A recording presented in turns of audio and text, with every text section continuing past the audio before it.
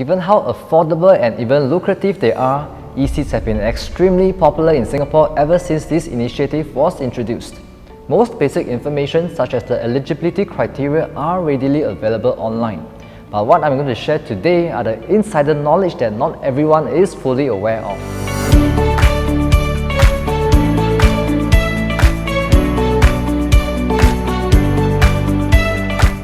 Hi everyone, I'm Sean, and being an EC owner myself, I'll be sharing the 5 secret hacks that you definitely need to know before committing to a purchase. Number 1. Unlike HDBs, you're able to decouple your name from your EC after it has obtained its MOP. This would make one person the sole owner of the EC and the other person will be freed from owning any property.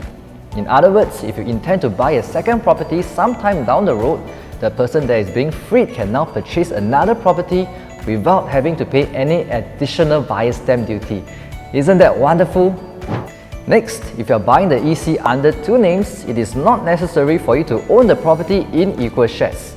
This is important if you have the intention to decouple your ownership eventually. That's because the person that is buying over the remaining shares will still have to incur the standard buyer's stamp duty based on the percentage share being bought over. To minimize the BST payable, some owners might want to have a manner of holding whereby one party owns a 99% share while the other party only owns 1% share of the property. However, this kind of structure has a few potential pitfalls which I realize not many people are aware of.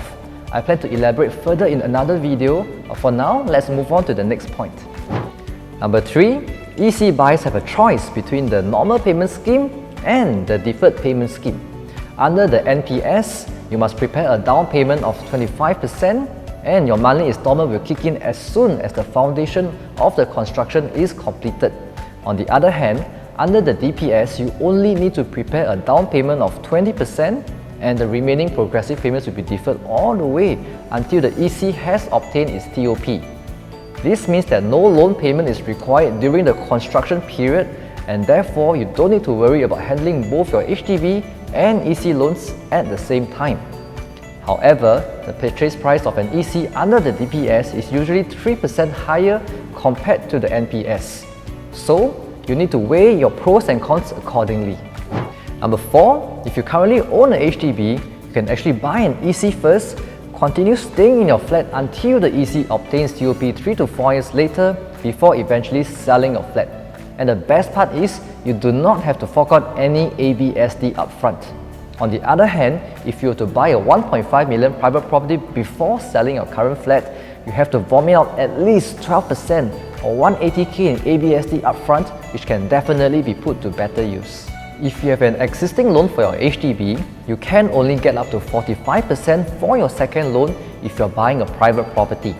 But the beauty of buying a new EC means that it is actually possible for you to get up to the full 75% loan even if you still have an outstanding loan. This will greatly ease your burden on the upfront down payment required. All in all, if you have found the above hacks useful and would like to learn more, please click on the like and subscribe buttons to have the latest access to my content. Or if you are planning to get an EC in the near future and have further clarifications, feel free to reach out to me at the following number. See you soon!